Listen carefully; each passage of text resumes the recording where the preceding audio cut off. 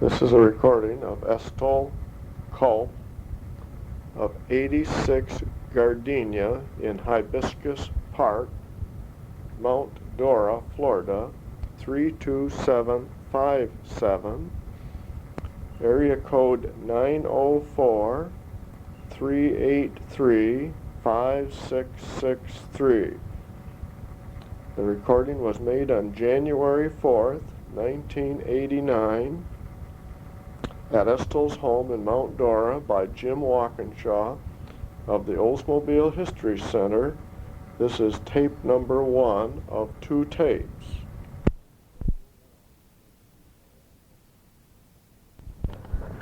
Estol, maybe you could give us your name and address and phone number, if you would, please. My name is Estol Culp. I live at 86 Gardenia, Mount Dora, Florida. Zip code 32757. My telephone number is 904, area code 383-5663. Okay. And I've lived here 19 years in the wintertime. All right. When did you start at the plant? I started, as near as I could recall, in August of 1927. I graduated from high school in 26. I went to Taylor University for 1 year, and I came back and got married. And so I've been working there, and I started in material control. All right. And Whereabouts? Stores B, and the old assembly plant down below. 16A or B? Yeah, 16B. Frank Metz was the superintendent, and Bill Bennett was my foreman. All right.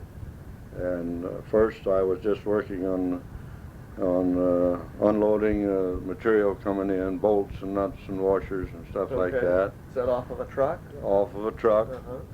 And they had wheeled trucks there that the partner threw me down. I only weighed about 120 pounds. and I bought an old 26 Essex.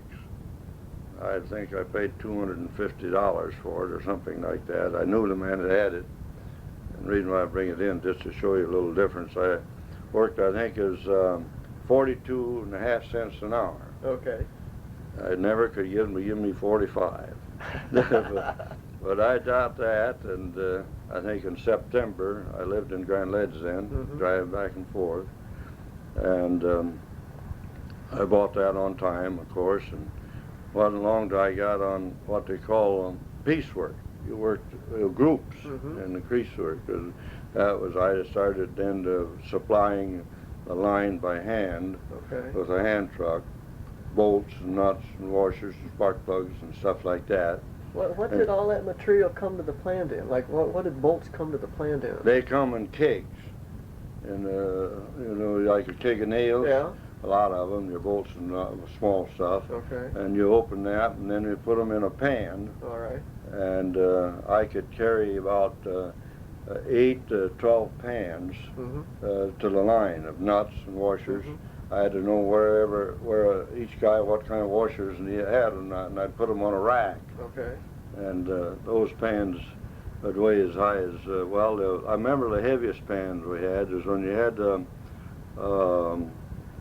spare tire in your front fender. Oh, yes, in the well. There's a bolt, or bowl I called it, on there, long, and they just fit in them pans. I think they weighed 250 pounds. Wow. They were also heavy, I know that. And how did you know what needed parts, or who needed parts? Well, that's the one thing. I wore an apron, had a pocket in an apron, and first thing I do is go up along the line, and if I was good enough, I'd remember the part number, but I never could do that. But I knew some of them, but I'd go along the line and pick out a sample of every one that a bolt and a nut that I had to have. And then I'd go back down with my truck and take empty pans back down with me. And I'd go down there, and of course you had to know what roll these pans are in and all. After you got accustomed to it, it wasn't too bad. But you'd get a load of these and then take them back up. And so then all of the material was in the basement down there. Yeah. And you had to tote it up the elevator. Yeah, up the elevator. And then when the boss thinks I wasn't busy enough with that, and then I had to load up for these finger trucks. Okay. And the finger trucks, of course, they took air cleaners and bigger items Right. up to the line, but I had to be in boxes, so I'd load them on a skid that, that the finger truck pick up. I'd doing that too, besides picking up the small stuff. The small stuff you just all pushed up by hand? Yeah, pushed that by hand. And that was a job. In fact, to tell the truth about it, my feet pushing there, I had to put adhesive tape on the bottom of my feet, kind of calluses got on that. But anyway, going back to the car business, why I mentioned that, when I got on from 42.5 cents an hour, we got on this bonus, well, it rolled me up to about 65 cents an hour. Oh, my goodness. And so I give the wife, I think about January, I said, you go down and pay that car off. And I had to pay the interest for a year on the car. And I said, that's the last time that you'll do it. I haven't bought a car on time since. And by the way, Frank Fitzgerald was from Grand Ledge. Oh, yeah. Yeah, and he become governor. Yeah. And he passed, got a law passed whereby they could not do that. In fact, what they could do, if you had bought a car and you couldn't pay for it, you let it go back. Yeah. And say you owed $400 on it, which was a lot of money at that time. The car would maybe bring 600, maybe 300 or a lot. Well, the dealers had it, so nobody knew when these auction sales are on, but the dealers, and they buy them cheap. And so if they didn't get enough out of your car, you had to still make up for it. Pay the difference. They had to pay the difference when you didn't even own it. So Did Fitzgerald did away with that. Did most people buy cars on time at that point? Oh, I think so. So some of the farmers didn't, but most everybody on time. Where did you park at the plant? Well, they had parking lots. Shut that off now. Go ahead. When we was delivering this stock along the lines, we find a lot of people that like to have candy bars or chocolate or peanuts or something to eat. And we during the noon hour, we had a grocery store, you might say a store, they called it a store, under the stairway or somewhere where they could, and they sold candy. And so there's a couple of us, we decided, one guy, he was stationary, and we had candy there, and people could come along and buy candy off of him and leave the money. And as I was going along, there was a line delivering my stock. I had customers that wanted candy. I had one guy, he bought 3 bars a day, Milky Ways. He was putting wheels on the car. And of course, there's nothing out of the way that I did that. I even sold it to foremen, whoever wanted it. I made enough money off that. When my son was born, we made what they called it, buy all the things it took, like your diapers and bottles and cribs and all like that. One guy bought a used car from his, and so we did that on the side. But I might say that the money that was made from these different stores, they saved that, and come to layoff time at Thanksgiving, we took the money out of those store profits and furnished a bushel basket full of groceries to anybody that was laid off and out of work. Then later on, of course, your candy machines come in. And okay, this was long before candy machines. Yeah, long before they had candy machines. You had cafeterias, though, didn't you? They had cafeterias, and they sold stuff there then, see. But they had a lot of people didn't go to the cafeterias. They brought their in a pail, their dinner in a pail. So then they had these little stores, like I say, under where it's out of the way. I can remember one there in Stores B goes up to the axle plant. There's a big wide stairway. Right. And underneath that was stores. Oh, yes. And different people, I don't know who handled it, who was in charge, but they're just people on their noon hour was selling candy and tobacco and stuff to the others. Of course, you wasn't allowed to smoke in there for a while. During the war came along. No smoking in the plant. No smoking in the plant. Uh-huh. So then they also do snuff. Yeah. Yeah. Wow. But in the 20s, though, people could smoke if they wished. They could smoke until the war come on. Uh-huh. And then Okay. you see the government people working in there, and they all wanted to smoke, and so you'd use a contract if they didn't let them people smoke. That no smoking areas they had. Yes. What was? How did the assembly plant? How was it organized in the plant? What was where? Where did it start? Well, of course, mine they started way down. What that building 16 was Yes. it?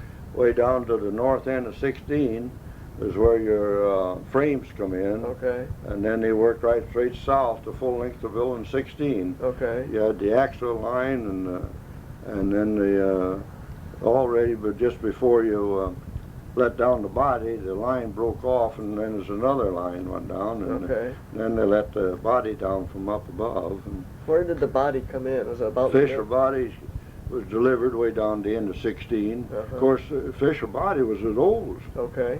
In fact, I worked there when I was in high school one summer. All right. Taking Fisher, trucking these bodies, was on truck, and push them into paint booths. I did that when I was 17, 16, Do you remember what building that might have been done in? Well, it was above 16. Okay. They come right in there. Up on the third floor? Yeah, on the third building? floor. That was Fisher Body, and then it run down to the old axle plant. Okay. That was Fisher Body plant. Uh-huh. And by the way, my mother worked in the sewing plant, which was up above on the top floor of 16 down the south end. Mm-hmm. She run a sewing machine, which you made your convertibles. For the tops? For the tops, Uh-huh. yeah. Uh-huh.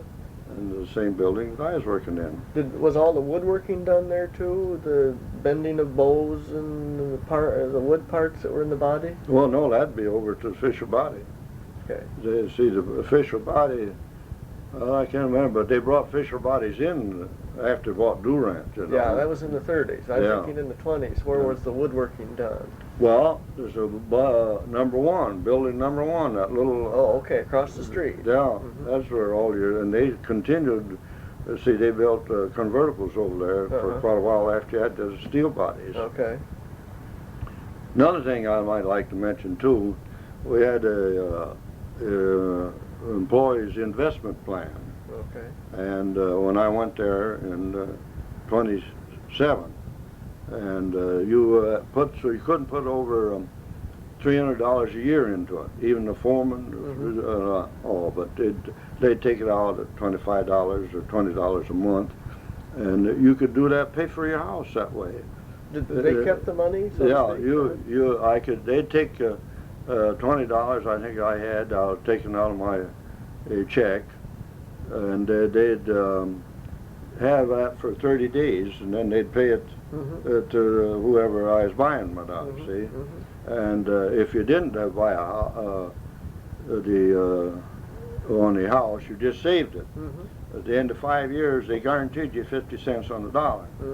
And the year I went there would be the previous year, 5 years, you see, I think it's 22, 5 is 27. It'd be the class of 22 or 23, one or the other. It was due. Well, the ones that was paying for the house, they didn't get that money back, but they got just the same amount to the other. They got $19 to one. Isn't that interesting? A lot of them paid for the house. Yeah. Right there, and of course I got into that as soon as I could. Sure. And that was available to everybody. Yeah. I think it's $300 a limit that you could play. Durant came in there. It was when he's worked for General Motors. They used to eat their dinners out there between building one there, and there's a kind of a big stairway or driveway went upstairs there, and grass out there, and they'd eat there. But I didn't hear him, but they told me about it. He came there and told everybody what a good bargain it was, and you should get in on it, you know. But they paid 19 to 1, and I had some money in that, and I worked there until 1920. Depressions in 29 on it. Right, about October in 29. Well, when I went there, I think the average man on the line got about $700 or $800 a year, about all he made. And they was laid off for quite a spell during the changeover every year. But I, working in material handling, I never got that. I see. We was taking inventory or one thing or another. But you take, when come to depression there, there's only had, I can remember that, I was working on Saturdays at a Kroger store in Grand Ledge, and they had 9 days work to do, and they don't make it last 3 weeks. You know, work 3 days a week, or 6 half days, or something about it. And the guy that was a steady clerk at Kroger, he was going to quit, so the manager wanted me to take over a clerking job there. So I did, and I asked them if they could lay me off now, and of course they was glad they laid me off. So I was laid off in '29, and I wasn't at the Kroger store very long there, because I got in college. I met a guy, and he was general or foreman of the Arctic Dairy office. And I remember that was October 12th. That's my brother's birthday, and I went to work there full time. Okay. This was 29 also? Yeah. Late 29? Late 29. And so that severed me from Olds for a while. What made me think of this now is about the money that I had invested there, see? What made me get off on this. But anyway, I worked there for Arctic Dairy, which is on over there on St. Joe Street, 1 block off of Washington. And the depression got so bad, see, there's a Winans company that the Arctic Dairy bought, and all the office, we paid for everybody out of our office. We paid the farmers, and we paid the help and everything. Well, and then that all went to Detroit. Oh, my. And so I got laid off of there. When did that happen? That, see, that must have been 1930. 30? And I got a job then with Pure Milk.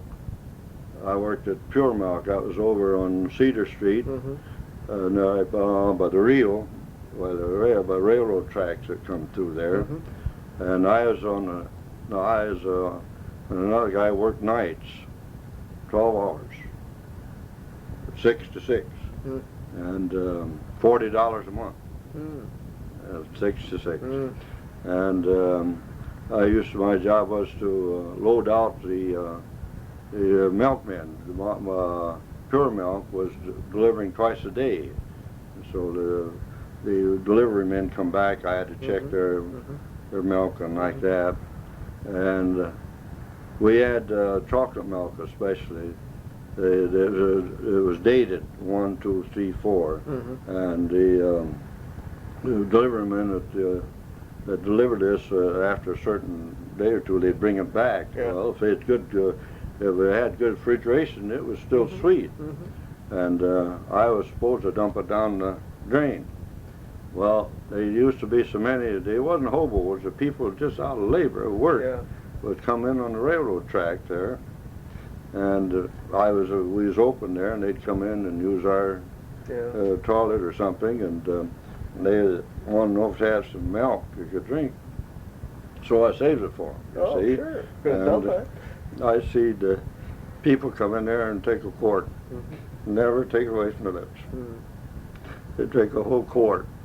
One guy came in one time, he wanted to know if there was a place to take a bath. I said, yeah, we got a shower over there. And he had 3 sets of clothes on, and then the overalls over the top. Because he's riding the rails, he couldn't carry a suitcase or anything, just looking for work. Well, that's the side of it, but that gives you a little bit of the deal of how it was during the layoff. Back up a minute. Was the Viking being made when before you left there in 29? Yeah, Viking was being made, I think that was building 1. Okay, It took over there. All right. It was not down the other assembly line then? No, the main the assembly Viking line. was over there. I didn't have to take parts to that. I had all I could do there. But I was that building right just next to 16. I think building 1 and On the I've other been side to- of Division Street, on the Yeah. opposite side of Division Street. Well, no, on the same side, The south 60 of Division. Okay, but Or, no, that's Logan Street, run along there. Which the Division runs the other way. Division Street runs north and south. Yeah, that'd be the east side of Division Okay. Street. Mhm. And the office building is right in With there, the little too. pointy roof? Yeah, Uh-huh. right in there, but that's where the Viking was made. Okay, good. And, of course, we had to take care of that just the same as the other line, only had different men doing them. Yeah. Uh-huh. But I want to get back to when I get back to Yeah, those, now, you know. when you came back. But I was working back at Kroger again, and they down there by Hunter's Grocery, it'd be a corner of Shiawassee and Washington. And might say right there, of course, it was only just a block from the city market. And by that time, the managers could buy eggs, for instance, from the farmers. And we just put them in a brown sack and sell them. We didn't have these cartons, they have them now. And one farmer lady came in during the noon hour, and she wanted to buy some sugar and vanilla or something like that. And she didn't have any money, but she had some eggs. And I said, well, we're just filled up on eggs. We just don't need any. Yeah. But I said, I'll give you a quarter for 3 dozen. That is, so I bought 2 dozen, I think, 50 cents, and she bought some vanilla and sugar. Those are great days. A lot of bartering done. That sort of thing. And, but anyway, in February 1934 is when I went back to work at Olds, but Bill Bennett was coming there and buy some groceries, and I'd asked him, I think it was about in January or December, or January I guess it was, he came in, it says probably you can get back. And so he's in there, and he told me to be back over to the employment office. Miller was the employment manager. Okay. And where was that office, by the way? well, it's pretty near where the office building is now, right down the end. What's that street that comes across the bridge? South Street? Elm? Elm Street. Elm Street? Elm Street, and okay, so it was in the old administration building? yeah, there? the old administration Building down 60. below. That's where they did the hiring. Where was it when you came to work the first time? Where was the employment office? Same place. In 1927? 1927. Okay. The employment office there, down below. All right. And I knew Miller a little, but, and so he said to be over there Monday morning. It was the 9th of February. And boy, it was cold, below zero. But I was over there, waiting in line. I got in and waited, and finally Rosa, I have the name of Rosa, he was an assistant to Bill Bennett, came over, and I said, maybe this is it. So he hired me back, and I went back in on the February 9th. So I had, my seniority started from then. Yeah, instead of but back they and give forth. me credit for what I'd worked before. For the time. So I like just 2 months of working 38 years at Oldsmobile. What did you do when you came back then in the I went right back to the same place. Same place? Yeah. But then during the war, we had this shipping, and BOP shipping. Yes.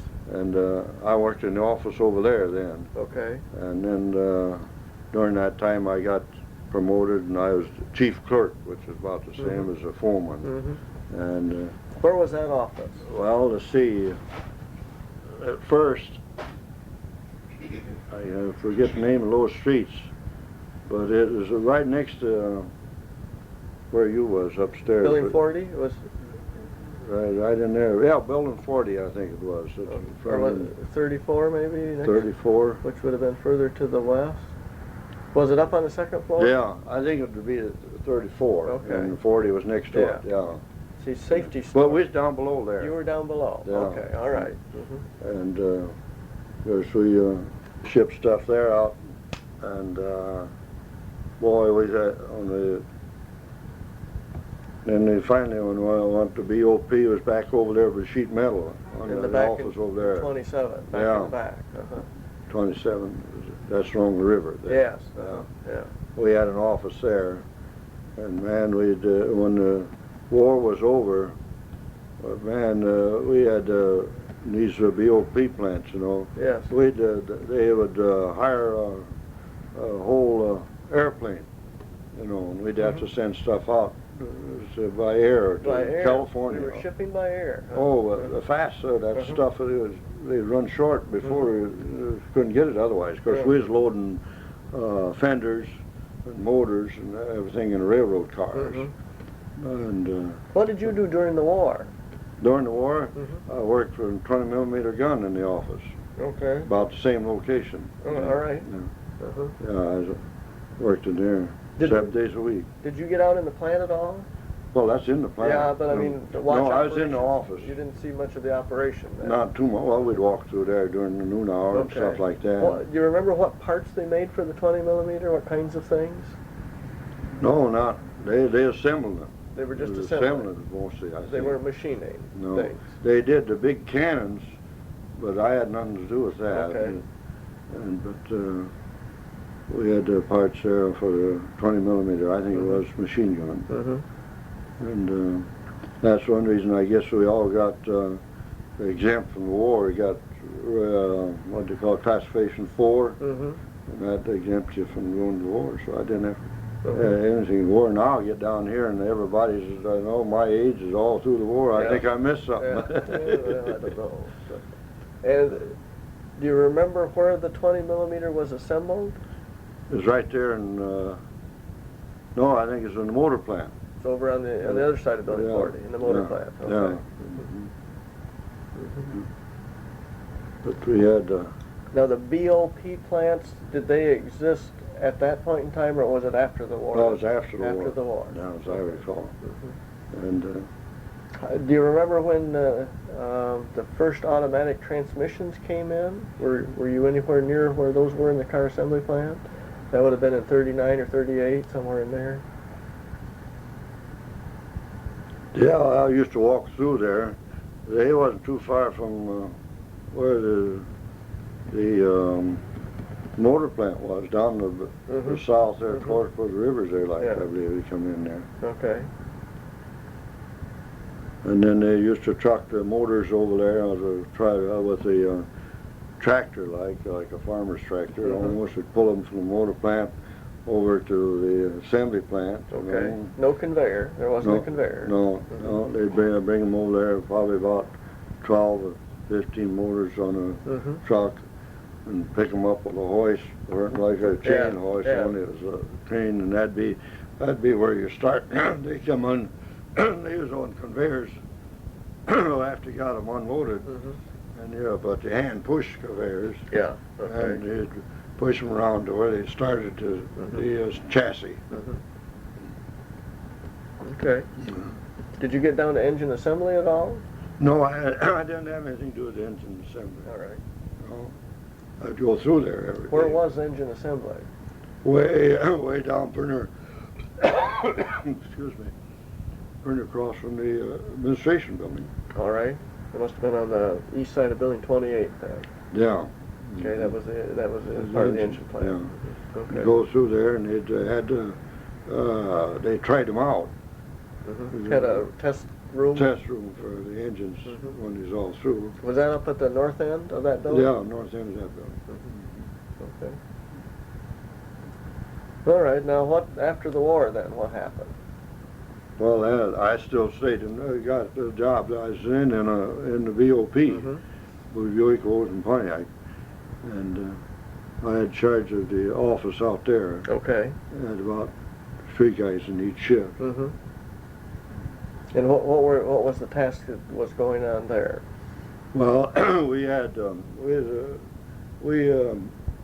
course big items. We had ship fenders and hoods. We'd have a boxcar made especially for them, and same with the motors, but I didn't have anything to do with the motors. But we also shipped, at first they were putting their shipping bolts and nuts and stuff like that, rather than from the supplier, we were reshipping them from there. And of course we had to check out our job was they'd have a packing list of what we're supposed to have for a car load. and we'd had to check out to see that everything was loaded. And Mm-hmm. he agreed to throwing us on the packing list. Mm-hmm. And of course, if I suppose a mistake or lose anything, that's where we'd have to get them out by air freight, you know. Fly it out. I even had a phone put by my bed good many times. I'd go 1 or 2 o'clock in the morning back to work. Now, you were working 2 shifts in those days? Yeah. Mm-hmm. I don't know, it seems to me once in a while I had 3 shifts, but I won't say 2 shifts all the time. I had Arnold, Howard Kane was my general foreman, and he got to be superintendent. And Arnold Culp was the general foreman. Neil Blizzard was the general foreman.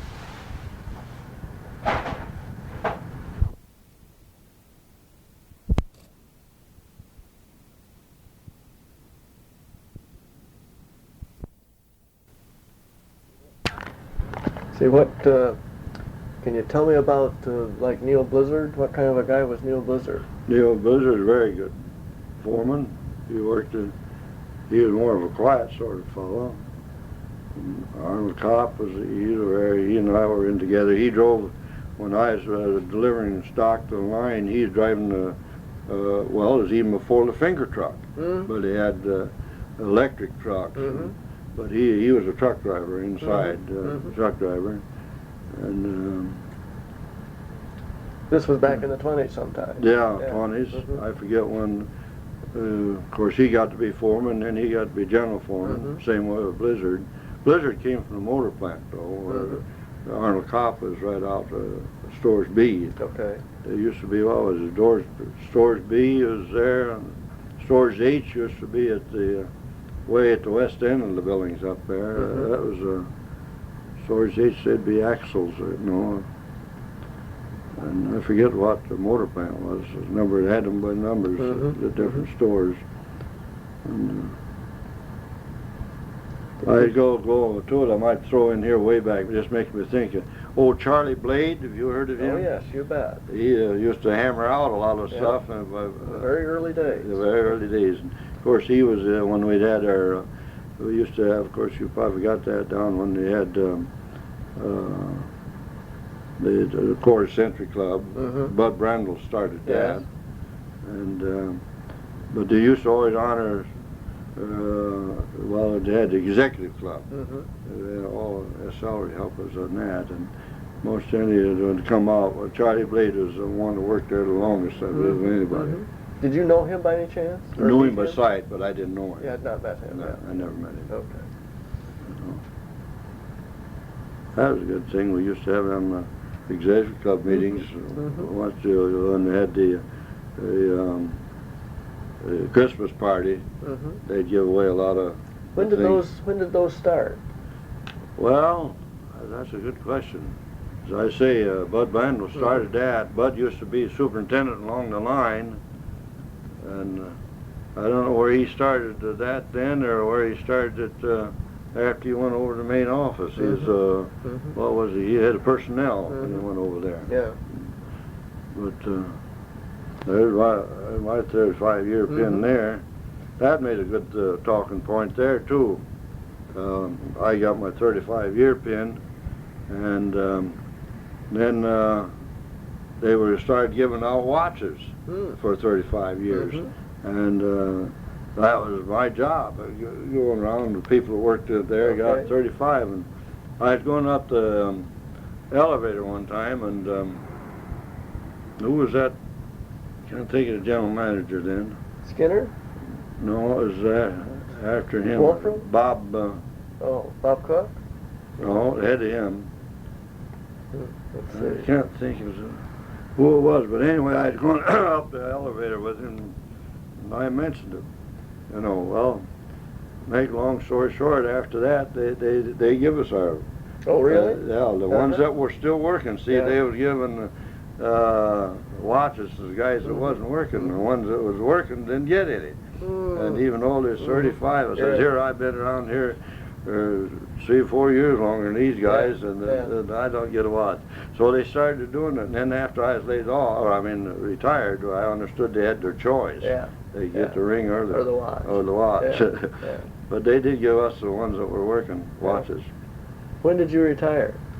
1969. 69. From What? where were you at that time? And VOP shipping. Okay. Yeah. Same Alabama 27. Out in 27. Uh-huh. Yeah, So you stayed in that area for quite a period of time? material handling. All of my work was in material handling. What changes did you see back there occur during those years that you spent back in 27? Well, one of the biggest things you see is I go back to this saving investment. Okay. They see the union come in, All right. and so they said they couldn't carry on this savings investment. Oh, I want to say that that goes back to when I was working at Pure Milk or that. I was still on the O's. You see, I was just laid off. Yes, right. I asked them to lay me off, Yeah. and I never went back until 34. Mhm. And during that while, they called me up finally and said, if you're not done, come back to work, you got to come over and draw the money out. Oh, okay. That You saving had to take it investment, out. see. Uh-huh. But, of course, I got back there in 34. Mm-hmm. Now, the union started 35? 32 or 3. See, 32. so- It was before you came back then? No, I was there. Yeah, well, it must have been later then. Okay. It must have been 34. Okay. Because I was there when the union started. I think it was in 34. Mm-hmm. In fact, then you see the first, the Olds wanted the union of their own, All right. and not the CIO. Uh-huh. And they kind of started that out. They asked me to be a leader of that on Mhm. that, but I didn't want the job. Mm-hmm. But they did have that for a while, Mhm. but that didn't work out so good. What happened during that time when the union was forming at the plant? The plant was shut down, was it? Well, the biggest thing the union did, they had a labor holiday one time. The All union right. got pretty strong, and they pulled this closed everything down. Had a big parade in the whole shooting mats down All right. in Lansing, Uh-huh. and then that let know the strength. You see, of course, it started in Pontiac. That's where the set-in started. Yeah. The union started in Pontiac. They closed down Pontiac. Mhm. They just sat down, sat in the plant. Did that happen at our plant at all? No, I don't think it happened in our plant. Uh-huh. Uh-huh. They threatened it over their head, I guess you Uh-huh. might say, but yeah, the people were in the plant there for I don't know how long, you know, and they was getting Mhm. food some way to them. Mhm. But if I remember at that time, a red-haired guy, what was his name, was governor. Oh, He was a bachelor, and Yeah. they just wasn't getting there. I can't think of his name now, but they just wasn't getting anywhere. And finally, he got them, and the union and the management in a big room there, and he locked the door. Said, "Stay there till you come out," or something. Mhm. Mhm. Murphy, Oh, yeah. Yeah. Governor Murphy. Yeah. Yeah, he was a bastard. That's what he did. He got they just wasn't getting Yeah, anywhere, and yeah. he just locked them in and said, "Just stay there. You come out." Uh-huh. Some. Was there any, were there pickets around the plant? in Oh yeah, Lansing? we had pickets around the plant several Yeah. times. Uh-huh. I can remember that's a little on the side there too. They had horses, wooden horses, you know, like a carpenter uses. Yeah, sawhorse, yeah. Sawhorses, and they'd have them in front of all the gates. Okay. In fact, they sold those sawhorses cheap out of the salvage. I got a couple of them, $1.50, I think. Was there anybody in the plant during that time at all? Yeah, when we were shut down, I was working at the plant. Was that the strike? Yeah, there must have been a strike. And the salary help had to come in. Mm-hmm. And then finally they let us alternate or something with off. And I insulated my attic. Made it over during my time off. Yeah, just the salary help come in, and they had strikers out at each gate. Yeah, yeah. Oh, another thing, when I first went there, there's a lot of, where the parking lot, they used to have baseball, softball, you know, teams, and the Axle plant would have on, and all different, 3, 4, 5 teams, you know. And they played during the noon hour. They had an hour For lunch. For lunch. Uh-huh. They play them. They played inside, just, where were the diamonds? Well, where the parking lot was. Okay. Sort of almost in the plant. Yeah, almost in the plant. Uh-huh. Yeah. And of course, then they got out where they had a both. I don't want to say professional, but they were good. The old girls team and men's team. I used to go out to Randy Park and watch them. Who would they play? Would they play? They'd play all their sign. They, I think, the boys, the girls both won state champion or something. They'd have tournaments or whatever you call them, someplace there every year. But they play guys like Rio and Motor Bush Beer or something like that. Yeah. They had games every night, seemed like, out to Randy Park. Or T-shirt, what's his name? He was a big pitcher. Archie, he worked for us in parts and service. Tishcott or something such a name. He was good. Bill Mahoney, he played at first, but he didn't. He got it started. That man. Yeah. I used to know all of them there. And the girls' team was good too. How did you have a lot of women working in those times? No, it wasn't any women working hard 2 months. Just I say in the sewing room, about all the women they had, and us at offices. But then during the war. Then they started getting women. Started getting more women. But I was away from Sam. It wasn't any cars built during the war. Yeah. But that's where they started, the women during the war. Of course, they've been there ever since. Did they clean the plant out during the war, or what? Did they leave? They left the assembly line just lay there? Or? Yeah, there's practically nothing there. There might have been some storages in there. I didn't get around too much. Then I go from one building. Well, I always got the axle plant, the storage H there. We had the office there, but I didn't have charge of that. See, where was the plating plant? Plating was way down the north, south end of the motor plant. Down in there. The south end of the motor plant? Yeah, right down south end. Okay. Yeah. Used to be a foreman down there by the name of Culp, but he spelled it with a K. Oh, yeah. Mine is C-U-L-P and he's K-U-L-P. I think he was a foreman down in there in the plating, I believe. Yeah. Okay. What about building 32 and 75? Those two buildings that were kind of out to the far west end down the railroad down where track. Drive-Away was. What was going on out there?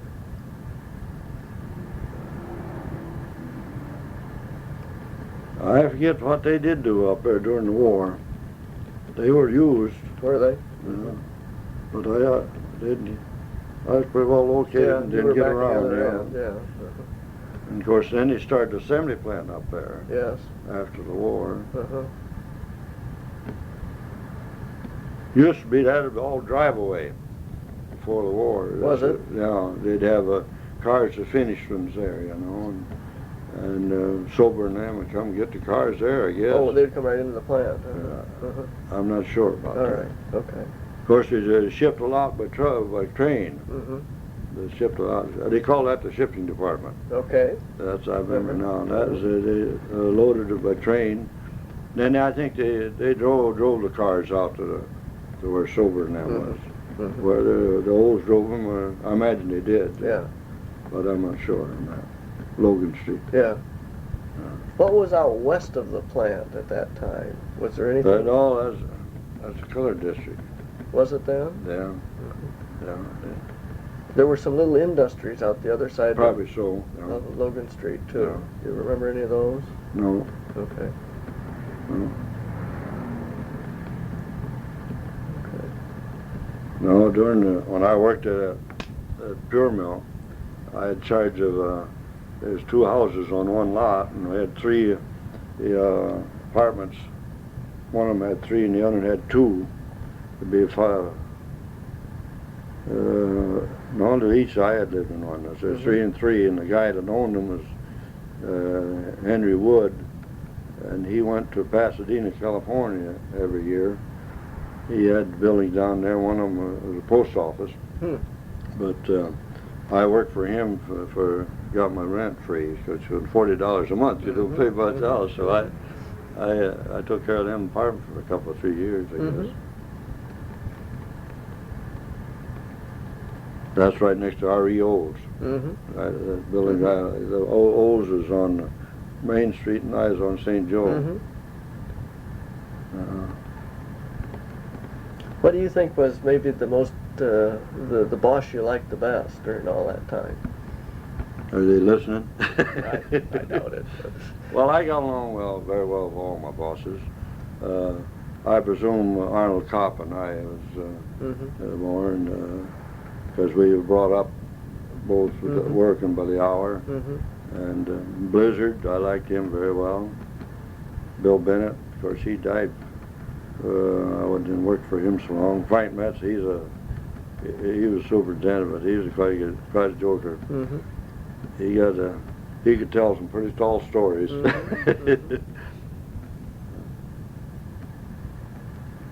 Yeah, I got put on salary and from trucking to the line by hand. Frank Metz was in the same office as I was. He had a desk in there all the time. Bill Bennett had one, but he was out in the plant most of the time. And then there was 3 of us clerks in there. Matt Keenan. Matt Keenan was the kind of guy. He had one-eyed, and he had charge of unloading frames and stuff like that for Metz. Metz had over all the stores. All right. All the stores. He was sort of like the superintendent. He was a superintendent. And Matt Keenan, he was a foreman of unloading frames mostly, as I recall. And Bill Bennett, he had charge of the line. He was my main foreman, and then he later become general. Well, he was general foreman most of the time, I guess. And Claude Landis, he was foreman. He was a clerk and made foreman over at Stores H. Baker was general foreman of the motor plant, material handling department. I forget what stores they called that. Stores 2, I guess. Stores 2, as I recall. Those names all existed before you got there. The Stores 1, 2 thing. Yeah. Well, Culp wasn't. He came. I don't know what Culp came after I did. Okay. He was quite a bowler and a golfer.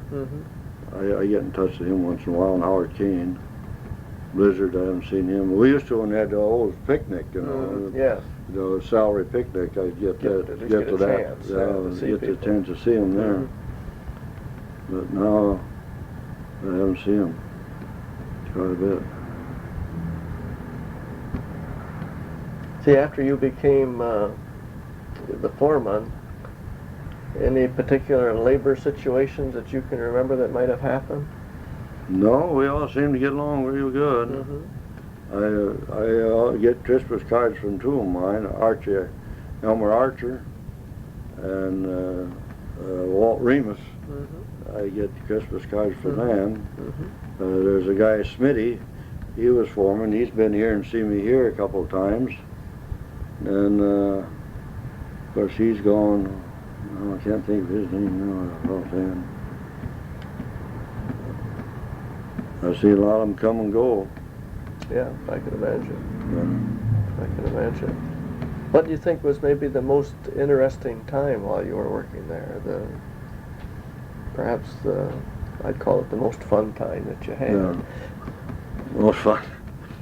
Well, I don't know. I guess I liked when we was, as far as my work was during the war. We didn't have fun time, but it was. We didn't work so hard. You worked a lot of times. I think we shouldn't have been working 7 days a week.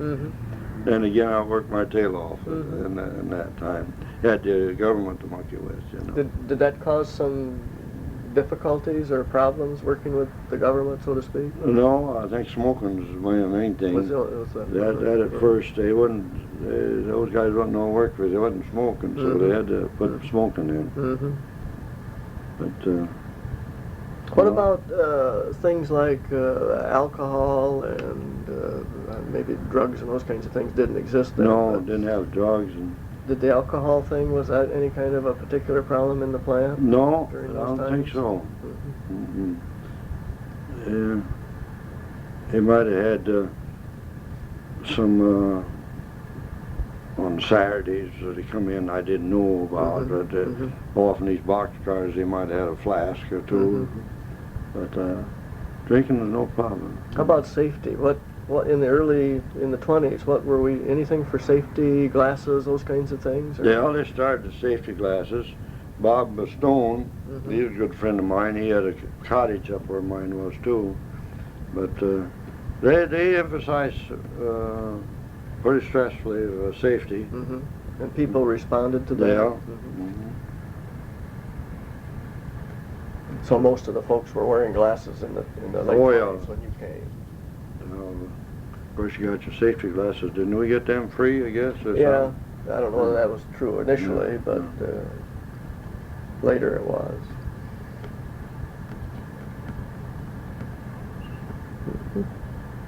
Well, any other situations that you can think of that were interesting or happened during the times you were there? Well, there's going one to say, when we was in these three of us were clerks in the same office as Frank Metz, and then along come another one that seemed to have some pull from the outside, and any overtime come, he always got it. We had the other three guys who kind of got tired of that, and Metz kind of he run the show, and Bill Mahoney, you know, was head of personnel or something, and so we got together and talked to Bill and showed him what it was that we wasn't getting any overtime to us, and old Metz, he started dividing it up. Then we had to keep track, and we got. So I thought that was a little serious tension going on then. Winsley, he run the teletype machine and typing there, and he was a fisherman, and I'll never forget old Frank Metz. He is quite a fisherman, and he'd tell some stories that pretty big. And old Winsley said to him, he says he went fishing and they dropped they lit a lantern, and they dropped it down in the water, you know, to attract the fish. And Metz was telling about how long a fish he had, and he says, if you just cut off a foot off of them, I'll blow out my lanterns. Right. Imagine that lantern didn't work too well on the water. Something like that, you remember. What was the teletype used for? Well, when the teletype got in, you see,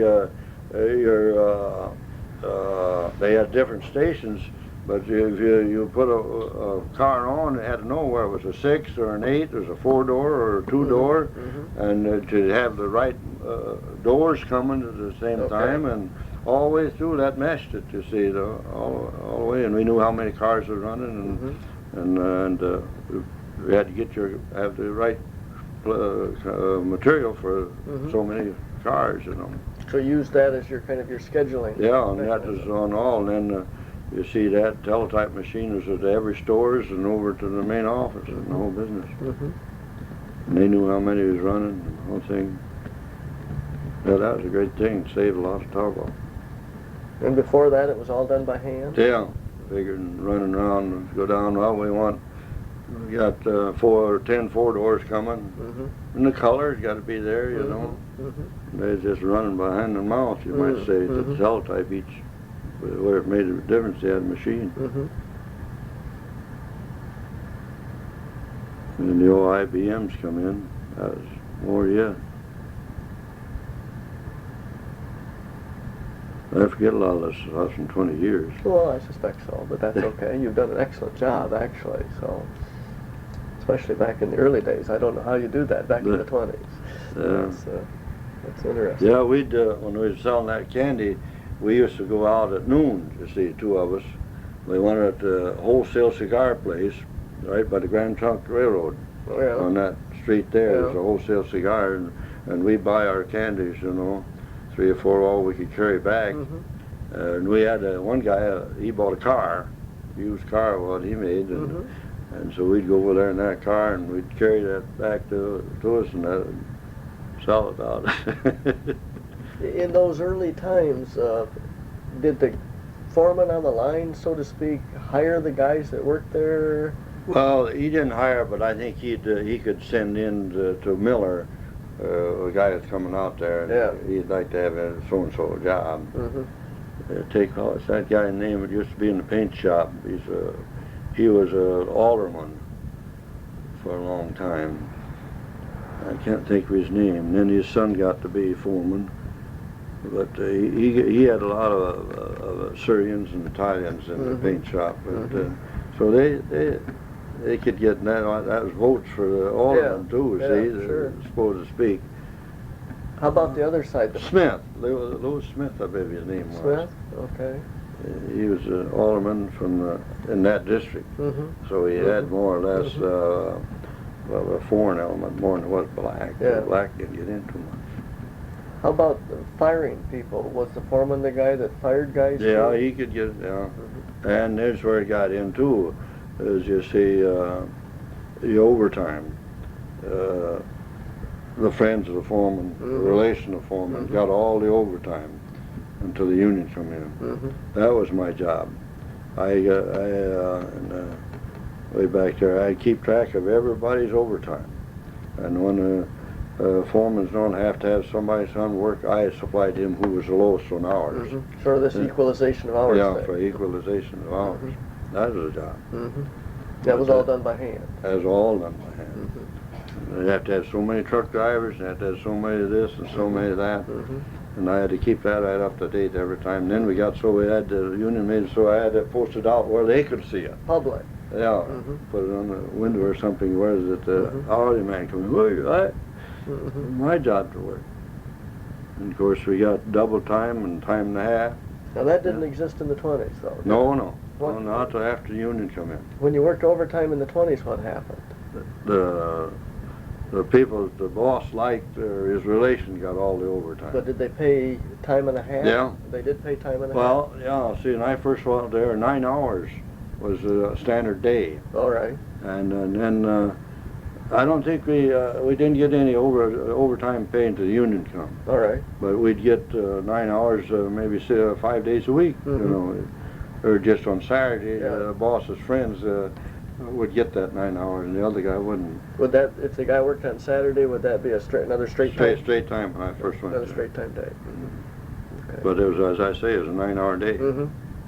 When did the 8-hour day stuff start? Gosh, I don't know. I presume it was probably when the union come. All right. Maybe it seems so a little before. But I wouldn't be sure of that. I know, say too, when I bought those eggs for 3 for a quarter, we had doctors, lawyers, dentists pulling up the railroad, the streetcar tracks out there on Washington Avenue. Yeah. They didn't have any job. Is that so? I tell you, that was, Oh, did the streetcar come to the plant by any chance? no, I think the streetcar, well, see, it came on Washington, you see. Yeah. How about up there on Olds Avenue or Isaac Street or whatever they called that? Yeah, at that it's time? Isaac Street back here. Yeah, there's somewhere, but I can't, I don't know where it was, on Division Street, or what street, but I think it come both ways. But during the war, the buses, we rode for a nickel. Yeah. And there's a lot of buses, and a lot of people took the bus. I lived way out in Hayford Street, and this is before the war, I forget which it was, but I had 2 guys that rode with me. One was a guy that run the elevator, just the freight elevator out in the plant, and the other guy, he worked on the line. And this elevator guy that run the elevator, he had a cold, and he couldn't talk very good, you know. But we'd all meet out in the car, and he was out in the car when we got there, but he already talked, and we got started. This we hadn't gone very far, and I said, "Look, oh man!" I looked in the rearview mirror. I said, I was driving. I said, "I'd be dead." And by golly, he looked, and I said, "You hold him, and I'll drive to the hospital." And he was dead. Really? Yeah. My goodness. Right there in the car. Yeah. He could, when we was riding, we went down to Butler Street, or down Butler Street to Logan Street. That's when I stopped. That's when I see him. I'll be there. And but he was driving these little flat, you know, and you kind of get the noise there, you know, and that's what started. But boy, and then we didn't know who to notify. Yeah. Oh And boy. I remembered him mention one time he had a son-in-law that worked at Arbal's and sold sewing machines, and so we got all of them through that. And then I had to go tell his wife, and we were late all this time, you know. And we got out there, and here she was pacing the sidewalk up and down because he wasn't home yet. Yeah. That's bad time. Yeah. Bad time. But we used to, that's one thing, before the war, everybody carried their lunches, but after the war you got the cafeterias in, and everybody started eating. They had cafeterias around where people could get to them, too, you see. Back up again. When they started up after the war, you know, of course the Olds is the only ones for General Motors for a while. They gave a discount on cars, as I understood. Oh, is that right? Okay. I think so. Of course, now they go all Everybody, through General. yes, right. But anyway, right after war,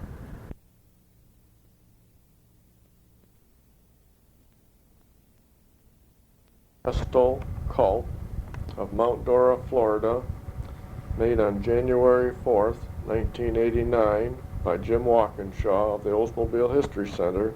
This is tape number 2 of 2 tapes.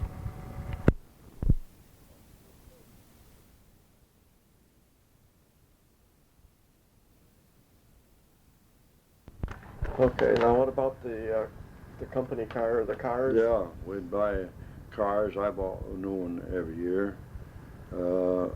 I used to try to buy a company car. A used car, so Yeah, to speak. but it was so hard damn at the time I could get one, the price of your car was going down, used so much. But right after the war, some people were selling cars more than they paid for them. Cars are hard to get.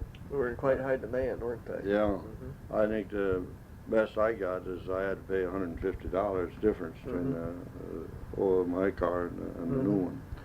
But it got so I would buy a brand new car, order what I wanted, and I'd have it, you know, so much quicker than I could get the company car waiting for somebody to get 3,000 miles on it. And they always had a lot of people that they knew better than I did. They'd get them. But that was a great thing for the employees to be able to go in at a discount. During the war, did most people drive or did they ride the bus? The bus. Most So, people. well, like I say, I live way out there on Hayford, the east side of town. But you ride a bus for a nickel. Yeah. And Gas was hard to come by. gas is hard. You couldn't get gas unless you knew some farmer that had. That's ways of doing it. The farmer got the gas and sell them to his buddies. Did it? I think everything is standing in line to get anything. I stood in line at Arbal's to get my wife a pair of socks. Way burning below zero, you could get socks. Couldn't get coffee. That's when I started drinking coffee black. Didn't want to weaken it by putting cream in it. Okay. Other things that you can They think used of, to have Estol? Carl out there. I never got in on it. But the girls, they used to have sponsor. What's this? A game you play with the pigs? Bingo? No. Oh, cribbage? Cribbage. They Yeah. used to have cribbage over to the. Well, used to be the auditorium over there. Mm-hmm. Did you have meetings of any type other than the executive meetings that where people got together? How did you, in the early times, did the superintendent get people together at all? No, about the first thing I can remember, especially I think it was after Union, they had an Oldsmobile picnic for 2 or 3 years out to Pine Lake or Lake Lansing. Lake Lansing? Yeah. Mm-hmm. Give them all they wanted to eat, Mm-hmm. you know. They allowed them to take it home with them, I guess. But then they give away a car. Okay. They used to give away a car to the women's club, Mm-hmm. girls club, executive club, and hourly. Mm-hmm. And raffles, you might say, Yeah. and it didn't cost Yeah. you anything. Yeah. They did that for years. That was Mhm. a pretty good deal. But then one, forget who it was, says there'd be no more of that when the president come by. I worked with Bob Cook. Oh, did you? Yeah. Where did Bob Cook. start? Well, he was in inspection. Okay. He was foreman in inspection, and he came out there to loading, and you know, and he had a foreman there under Yeah. him. Bob Rollis. That's the guy that I mentioned about the rings. Oh, yes. Yeah, Yes. I knew him pretty well. Yeah. Yeah. And they had, well, I couldn't remember. I guess it wouldn't be that interesting. When you were back in 27, back in that area, was the press shop back there with you in that general area? Press? Yes. Yeah. I had a brother-in-law, one that I figured up Mhm. he was going to be passing Yeah. away. He worked over there at the in sheet metal. Mm-hmm. Yeah. They had the one thing that went on there for a while that was bad. It was people stealing off the company. Mm-hmm. We had one man, he could have been a foreman, but unloading tires, that's another one, this Matt Keenan unloaded tires and frame, big stuff like that, the frames. But this guy, he got a set of Firestone tires, and he made a mistake of having them put on by the Firestone people. Mm-hmm. And they had that serial number, all the ones that were stolen. I won't mention his name. No. And another one we had radios. They'd get these unloading these truck drivers, you know. They'd get a man and slip them in a radio or something and go around and pick it up afterwards. They had the plant protection boys at that time, didn't they? Yeah. That Oh, would yeah. kind of keep track of that Yeah. stuff. It wasn't bad, but It's always somebody. Yeah. Yeah. You had gates, didn't you, at the plant that you had to go Yeah. through in the 20s? Yeah. Mm-hmm. Oh, yeah. You had to, then during the war, you had to have your picture. On a badge like? Yeah. On a badge thing? But yeah, they always, lots of times you always had to open your dinner pail. Mm-hmm. Pretty steady, that was pretty a must. But you had to see who was parking inside the gates there for a while. Your Oh, were parking you? lot was inside the Oh, gates. uh-huh. Then what did they check cars when they went in and Oh, out yeah. then? Uh-huh. Yeah. Not 100%. Yeah. Of course, that's where they Yeah. get away with it, I suppose, too. Yeah. But that's where, and then you needed the parking lots for buildings, Mhm. and so then they got the parking outside of which was a good thing. Mm-hmm. Yeah, we always look forward to those Christmas parties and the picnics. Mm-hmm. Was the model change time a hectic time? Yeah, you take, as I say, a guy on the line way back there in the beginning, no kidding, I think $700-800 a year is all they made. Mm-hmm. They get along about September, you'd be laid off. Mm-hmm. And they almost, they get one payday for Christmas. and then head for Christmas, get back to work. Before Christmas. Yeah. Then this piecework, you called it. How did that work? Well, that was a conundrum too. It had to be connected with the lines. How many cars went off the line? All right. You see, and we had a group, we'll say 10, in our group. That was the motored truck, like the finger trucks and the hand trucks. Anybody see? We were connected to the line because we had to keep enough material for how many cars you made. You see, and the more cars you made, and then the bigger your bonus was. I don't know. I didn't. So you were tied to kind of the number of cars you made. Yeah.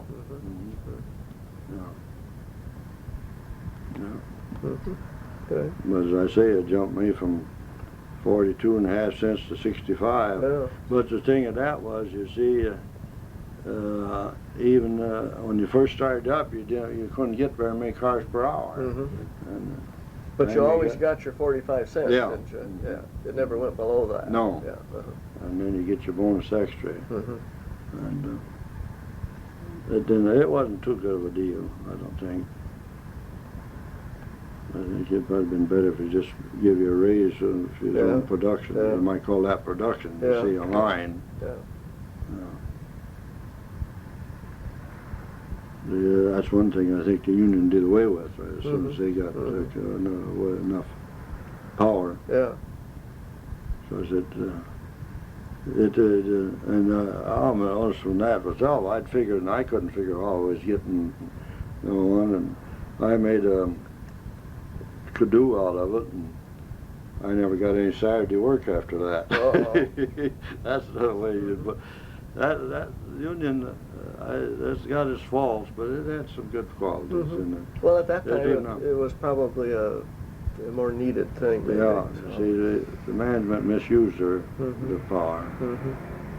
Maybe not the man, but the foreman, the foreman. Yeah. See, you had mentioned that before fork trucks, there was something that came before a fork truck? Yeah, they wasn't really forks, they were just a flat bottom truck. And you'd just run like this here would be on this room for that flat bottom to go in under this. Yeah. It wasn't as handy as a fork truck. And fork trucks, when they come in, so they made like a lot little less. platform. Yeah. It was like a platform out there in front. And it wouldn't raise it very high. Just pick it up off the ground, yeah. sort of.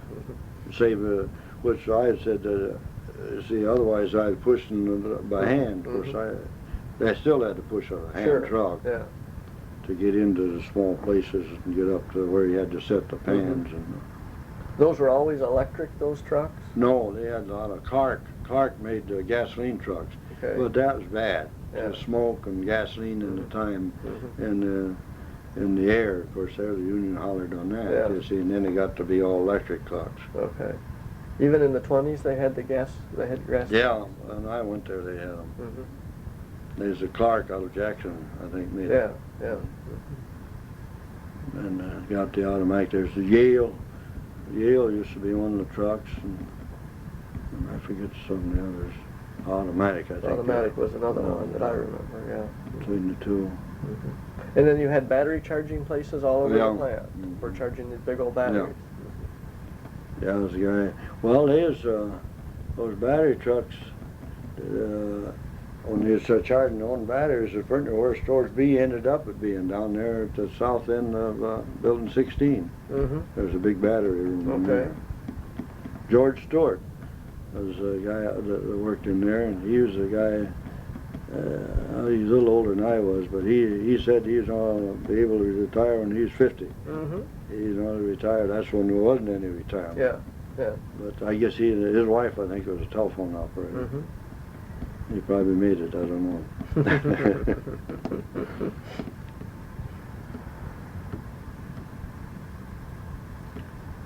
Well, is that enough? That's about all I know, I guess. Hey, did a good job, Estol.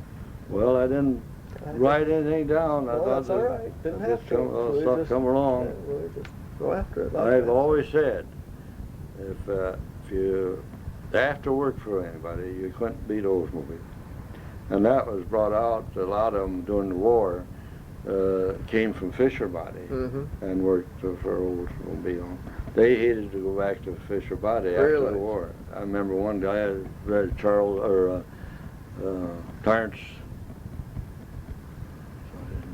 Hedgeland. Mm-hmm. Clarence Hedgeland. In fact, he had a house, when I got down there, found he had a house over here at Leesburg. Hmm. But, boy, and he stayed. He fought. He stayed. He worked for me. Mm-hmm. He was over in the motor plant. Mm-hmm. He got to be in there. He's an older man than I was. He had to go back to Fisher Body. Apparently they didn't do anything over at the Fisher plant No. during the war. Evidently not. Mm-hmm. Evidently not. They were on production. I had a friend that started making bodies over there, you know, wooden, of course, and they had jigs that they put them in.